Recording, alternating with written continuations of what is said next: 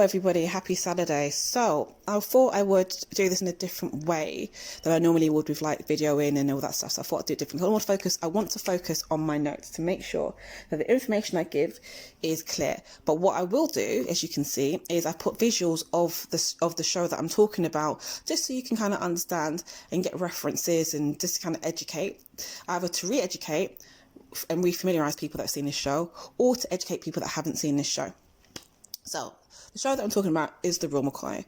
Just to give you a bit of background before I sort of analyse the show has been around, has started in 1991 and it went on until 1996. It was a 5-season show. It was on the BBC Two.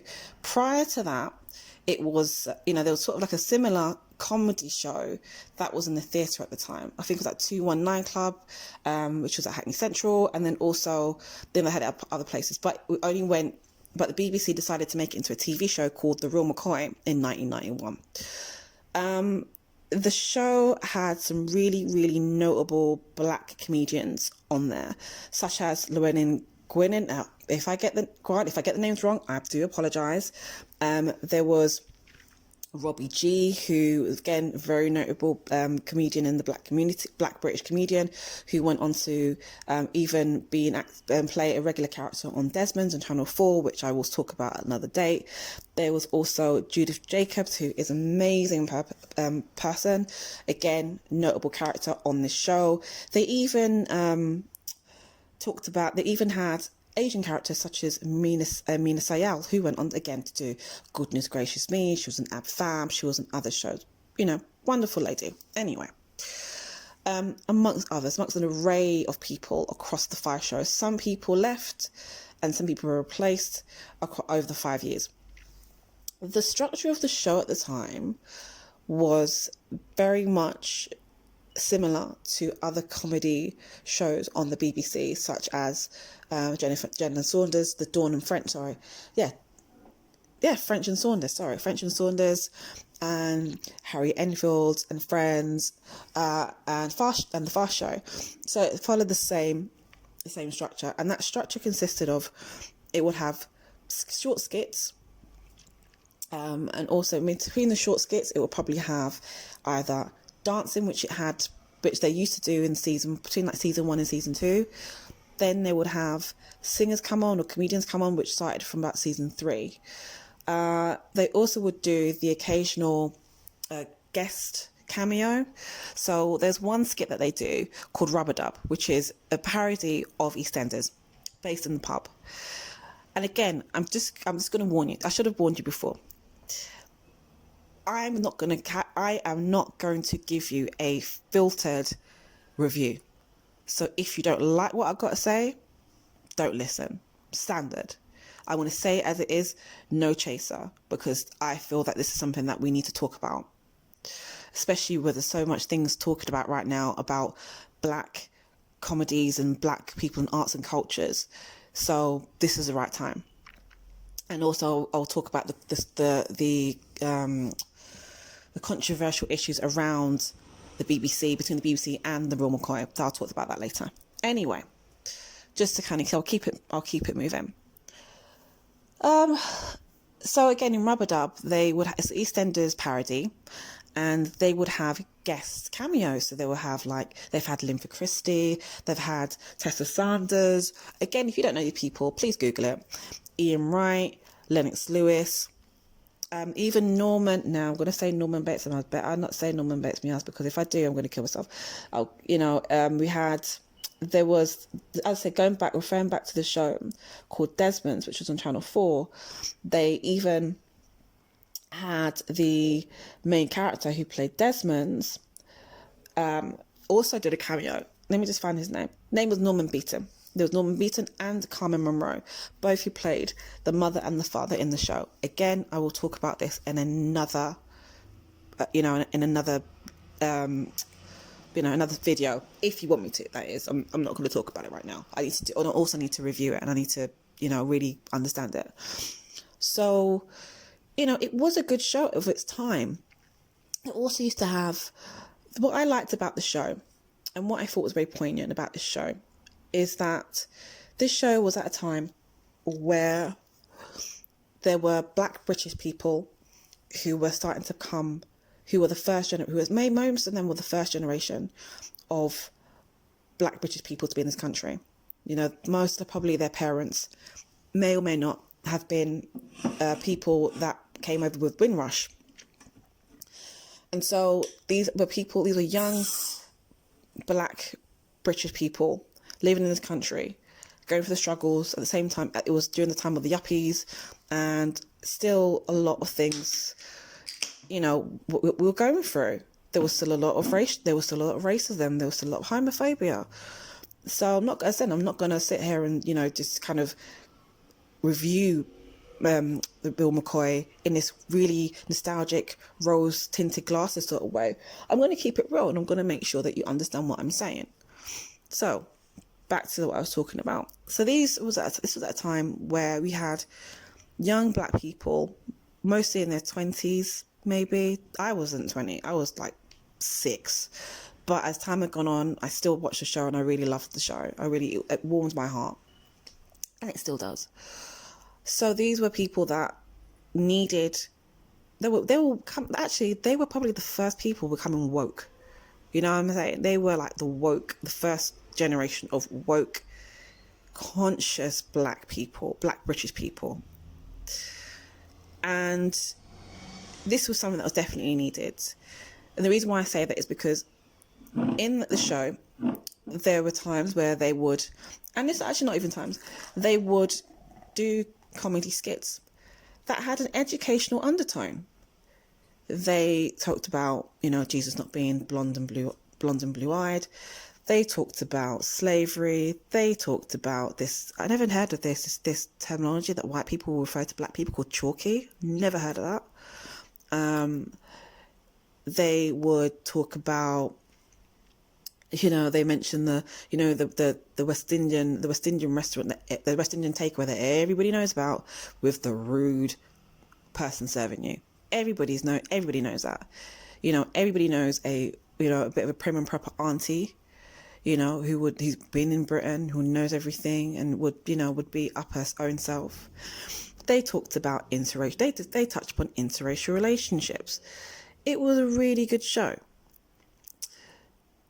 Now, it was of its time, and what I mean by it was of its time is that yes, there were some homophobic references. There were also some sexist references. What I mean by that is that, you know, they used the word batty boy on TV, which would not fly right now, never fly by today's standards. They used words like, they referred to a woman on, you know, during PMS as a sort of crazy monster, referred to her like, you know, compared her to Frankenstein and Dracula and that. And you know what, ladies, let's be honest. When we are on our period, we're not the nicest of people, you know? But again, what I enjoyed about the show is that we were able to laugh at some of the things that has happened to us as Black British people in this country over the generations. And I think that we need a show like this now, because some of the things we are still going through, we are still being seen as criminals, we are still being seen as low-level workers, we are still being seen as moody women, we are still being seen as, you know, thugs, you know, criminals. We're still seen as that. And this is something that the young people need to be educated on right about now. And I love comedy. I love comedy completely. I love old comedy, even though some of you might look up, seem like my old comedy is a bit side-eye, but I do love old comedy. I love new comedy. I love very dark comedy. So, but comedy is a means in which we can tackle difficult subjects or take the sting out of difficult subjects. and look at it in a way that we don't fear. But also we can use comedy as a way to get the message across as to what we are trying to demonstrate through the comedy. So there was a sketch with three well, the black guys in there, and there's one white guy, and they usually have one white guy all the time. They have a token white guy. And he would, they want to say, I want to join the BNP. What? He was, shocked to join the BNP. Then they were talking about footballers, and the footballers that they mentioned were like Ian Wright, John Barnes, and all them. And it was like, yeah, they look like us. And then they sort of turned on the guy and said, well, they don't look like you. You're an illegal alien. And the thing I liked about that sketch is that it reminds me of what's going on right now with a particular person who has left the country and is claiming asylum in Spain and saying that he fears for his life. You know who he is. I'm not going to mention his name. Not worth my time. So again, it gives us the opportunity to address things that need to be addressed. And I feel that we are lacking that. There's now like Famalam and Goodness Gracious Me and all that stuff. But I'm gonna even critique Goodness Gracious Me, and I'll tell you why. Mira Sayel and another few Asian characters, it's done through Asian actors, that was their first show, their first comedy sketch show that they were featured in. And they had the opportunity to both do sketches that were about Asian culture, but also be integrated into sketches about black culture. Now, Goodness Gracious Me has not done that. And I find it quite shady, because you got your platform with us. And what I mean by us is being by black comedians. You got your opportunity to work with us, but yet that was never paid forward.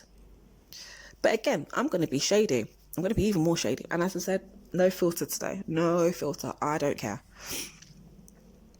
Is that I feel the reason why there is a lack of black comedy shows like there were, at the moment, versus, and again, I'm going to be shady, but I don't care, Asian comedy shows, is because the BBC and possibly even the target audience, do not see Asians as a threat in any shape or form. They've only recently started seeing them as a threat due to post 9/11. Again, you can take offense if you want to, but what I said, but I really don't care. So I feel that, the BBC is institutionally racist. But this was not a show that was violent. It never instigated any violence. Okay, maybe some of the sketches did demonstrate domestic violence in particular, which I was not pleased about. But again, of the time, and I'm not justifying domestic violence at all, but it was of the time. But again, overall, as a comedy show, it showed black people in a positive light.